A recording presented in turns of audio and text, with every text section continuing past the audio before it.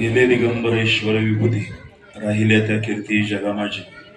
वारकरी संप्रदायाचे आध्वर्य निष्काम असणारं सेवाधारी जीवन भजन प्रेमी असणाऱ्या व्यक्तिमत्व वैकुंठवासी हरिभक्तीपरायण मोहनरावजी साधू वाजे यांच्या 13व्या विधीच्या निमित्ताने माळेच्या विधीच्या निमित्ताने शोकाकुल अंतकरणाचा भाव धारण करून आपण या ठिकाणी उपस्थित आहोत.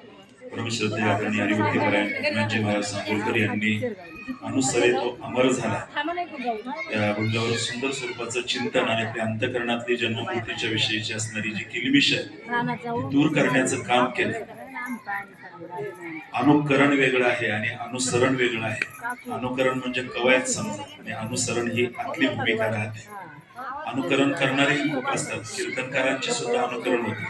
कीर्तनकार कुठं खोकतो आणि कोणत्या वेळेला कुठला विनोद सांगतो, परिस्थिती असो नसो, हे अनुकरण असतं. पण जे स्वभाव आतून येतं, सहज तुका म्हणे झरा आहे मूळचाची खरा, याला अनुसरण म्हणतात.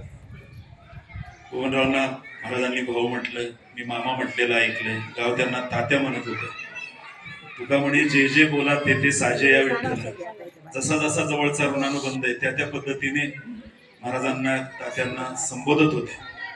आता गणेशजींनी बोलता बोलता बोलून गेले की हॉस्पिटलमध्ये आदल्या दिवशी भेटलो आणि पुढे वाजवता येतंय की नाही याची चिंता. तुकोबारायांचं लगेच प्रमाण क्लिक होऊन जातं. जाऊन येदी भंगा गात्रे माझी पांडुरंगा आयुष्य करी उणे परी मजा आवडो कीर्तने. माझी जर गात्र तुझी सेवा करत नसतील तर आयुष्य कमी केलं तरी चालेल. अशा स्वरूपाची अंतकरणात थोडी खंत त्यांच्या होती. बरं, भयामाग सारून वाजवणाऱ्याच्याच नादात असतो. पण या व्यक्तीचं कीर्तनकाराकडे पण तितकीच नजर असायची. आपल्या बोलणं ऐकतंय कोणीतरी याच्या इतका आनंद कीर्तनकाराला कुठलाच नसतो. आता आपण सांगतोय सगळं तत्वज्ञान, त्यांचं कोण आलं आणि कोण गेला. जर ते अवधान नसेल, नानाबऱ्यांना सुद्धा पाया पडावं लागलं तरी अवधान एकले दिशे, हे अवधान त्यांचं श्रवणाकडे पण होतं आणि त्याचबरोबर वाजवण्याकडे एक होतं. कारण की ते वाजेच होते. वाजे परिवाराने अख्खा महाराष्ट्राचे सगळे वाजे परिवार एकत्र करून त्यावेळेस माझी कीर्तन सेवा होती. म्हणून आता नाशिकच्या आमदारांपर्यंतचा हा सगळा ऋणानुबंध आहे. खासदारांचा आईंपर्यंतचा तो सगळे महाराष्ट्रातले सगळे वाजे आले. आपले वाजे इतकं सगळं वाजतंय. एकदा कीर्तनाला फोन केला येताना की महाराज सेवा आहे. ते बोलले की आमचं त्या परिवाराचं एवढं नाही महाराज. कीर्तन प्रवचनाला काय करायचं. हा माणूस तिथं उपलब्ध होता. म्हणजे एखादा सोडाचा प्रवास हा जीवन प्रवास नाहीये. तर भजनासाठी कीर्तनासाठी आपलं वैर विसरून एक निर्मलता ज्यांनी आपल्या आयुष्यामध्ये साधली. निर्वैर व्हावे सर्व भूतांसवे साधन बर्वे हेची तरीच अंगीकार करील नारायण. एक 64 वर्षाचं असलेलं फार कमी आयुष्य बैलांवरती प्रेम करणारे गणेशजी अशी कोण बोलून गेले. बैलाचा दहवा करणारा, बैलाचं श्राद्ध करणारा, अशा स्वरूपाचं भूतदया गाई पशूंचे पालन पाहणेल्या जीवन मना माझे. आणि जालिंदर बोलत होत्या आता की अरे 3 चाली झाल्या पाहिजेत आणि मधली चाल आपल्या पोरांनी म्हणा शिकायचे कधी तुम्ही. आपले झाले पाहिजे म्हणजे आपलं आजूबाजूचं नाही, पण मधली चाल करून घ्या. 3 चाली झाल्या पाहिजेत. तुम्हाला हे चालवलं पाहिजे, तुम्ही हे शिकलं पाहिजे, तुम्हाला ती धाडस आलं पाहिजे. अशा स्वरूपाची पराकोटीची भजन आत्मीयता या व्यक्तीकडे होते. आणि मौलींनी सांगितलं की कपडे शिवले 20 रुपयाच्या ह्याच्यावरती. पण नामदेव महाराजांनी कौतुक स्वतःच्या व्यवसायाचं केलं. शिंपियाच्या कुळी, आता हे शिंपियाचं कुळ तसं नाही परंतु काम ते होतं. शिंपियाच्या कुळी जन्मला नामा हेतो तो गुंतला सदा शिवी. दिवसा माझी शिवी रात्री माझी शिवी, तोंडातली नाही शिवी. नुसती कपडे नाही शिवली, फाटलेला समाज त्यांनी शिवला असं म्हटलं तर वावगं ठरू नये. खूप चांगल्या पद्धतीची माणसं जोडली आणि खरोखर कळलं बातमी त्यावेळी पराकोटीची हळहळ अंतकरणामध्ये स्वाभाविकरित्या होती. आणि माणूस आपल्या असलेल्या सेवेने सामर्थ्याने तो खेचत असतो.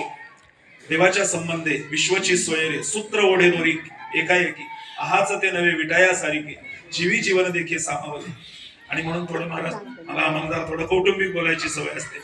शालिवान आहे, त्यांचे सुपुत्र, त्यानंतर योगेश आहे, वैजंताबाई आहे, अभिताताई आहे, त्यांची असलेली 2 मुलं, 2 सुकन्या, त्याचबरोबर त्यांच्या धर्मपत्नी, त्यांच्या भगिनी. फिरोनी पुन्हा मुलीचा जन्म घेईन मी, पण पुढच्याही जन्मी तूच बाप पाहिजे अशी द्यायला पाहिजे हमी. जगी ऐसा बाप बाबा ज्याचा वंश मुक्तीचा जावा, पोटा येता हरले बापा ज्ञानदेव माय बापा. अशी येता तात्या प्रमोद तात्या गणेश गायकवाड म्हणजे भजनाला आम्ही बसलो खूप गरम झालं, काढला शर्ट बसले, लय गरम होते राहू दे कोपरीवरच, काय त्याला कोण पाहणार आहे आपल्याला. तर एक मोकळ्या त्याच्यासाठी प्रेस्टीज जपलंच पाहिजे, असंच राहिलं पाहिजे, तसंच राहिलं पाहिजे, अशी कोणती, ज्याला नॅचरल म्हणतात, नैसर्गिक ज्यांचा जीवन प्रवाह होता, अशा स्वरूपाचा एक आदर्श व्यक्तिमत्व. केवळ 64 वर्षाचं आयुष्य, ये मत सोचना जिंदगी में कितने पल होते, ये सोचो एक पल में हम कितनी जिंदगी जीते. एक संप्रदायाची झालेली एक मोठी हानी. मोर येतो, नाचतो, आणि नाचता नाचता त्याला माहितीच नसतं की आपली असणारी पिसं खाली पडलेली आहे. तशा आठवणींची काही स्मृतिगंध त्यांनी ठेवलेले आहेत. अशा स्वरूपाच्या एका लोकोत्तर स्वरूपाच्या, एक सामान्य स्वरूपाचं जीवन, परंतु तुका म्हणे बोळा जिंकू जाणे कळी काळा, अशी खूप भगवंताशी जवळीक ज्यांनी वादनाच्या माध्यमातून साधली. डबड्यावरती किंवा काय त्या डब्यावरती त्यांनी रियाज केला. तुका ही सगळी प्रमाणे येतात बरं का. महाराज हे जगलेले आहेत. दगडाचे टाळ कोण त्यांचा नाद, आणि गोपाळ तर टिरीचे मांदळ करत होते, वाजवत होते, परंतु त्यांच्यामध्ये आणि त्या असलेल्या भजनामध्ये देव नाचत होता. अशा स्वरूपाचं सामर्थ्य भजनाचं आहे. हरिभजनी धवळीलेचे सुखविला नाग कळी काळाचा. आणि हे सगळं करताना कुठलाही भेदाभेद ज्यांनी आपल्या अंतकरणामध्ये ठेवला नाही, अशा स्वरूपाचा एक आदर्श पिता, एक आदर्श असलेला एक ग्रामस्थ आहे. कारण की गावचं सरपंच पद सुद्धा ज्यांनी उपसरपंच पद भूषवलं. खूप सगळ्यांच्याच अंतकरणामध्ये एक आगळ्या वेगळ्या स्वरूपाची पराकोटीची आत्मीयता आहे. हे भरीव स्वरूपाचं दुःख सहन करण्याचं सामर्थ्य भगवंतांनी द्यावं, अशा स्वरूपाची सम्यक प्रार्थना करायची. आणि मृदंग वादकासाठी मृदंग महर्षी म्हटलं तर वावं ठरू नये. हे एकनाथ बाबा सांगोलकर आलेत आणि दुसऱ्या एकनाथ बाबांना घेऊन आलेत. कारण की एकनाथ कोणाकोणाला घेऊन येतील सांगता येत नाही.